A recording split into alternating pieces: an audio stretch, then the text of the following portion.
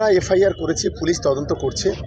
আমি আশা করি যে বা যারা করেছে তারা কেউ রেহাই পাবে না। পুলিশ নিশ্চিতভাবে তাদেরকে খুঁজে বের করবে, কারণ কলকাতা পুলিশের প্রতি আমাদের আস্থা আছে যে তারা নিশ্চিতভাবে খুঁজে বের করবে এবং তাকে দৃষ্টান্তমূলক শাস্তির ব্যবস্থা করবে। ভাঙড়ের মানুষের কি বিচার করবে, কি উন্নয়ন করবে? নিজের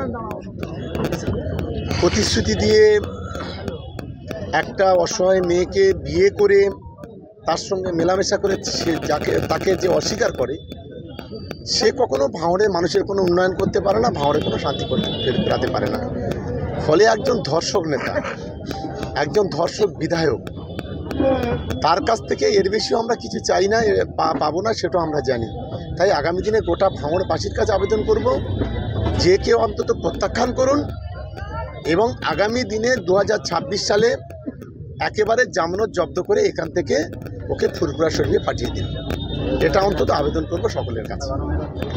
ভাঙড়বাসীকে শুধু একটা অনুরোধ করব যে আমাদের মাননীয় মুখ্যমন্ত্রী মমতা বন্দ্যোপাধ্যায় আর আমাদের যোগ্য সেনাপতি অভিষেক বন্দ্যোপাধ্যায় বাংলার শান্তি সম্প্রীতি রক্ষার জন্য এবং বিশেষ করে সাম্প্রদায়িক উস্কানি দাতাদের বিরুদ্ধে সমস্ত ভাঙড়ের মানুষকে ঐক্যবদ্ধ হতে বলবো, জাতি ধর্ম বর্ণ নির্বিশেষে।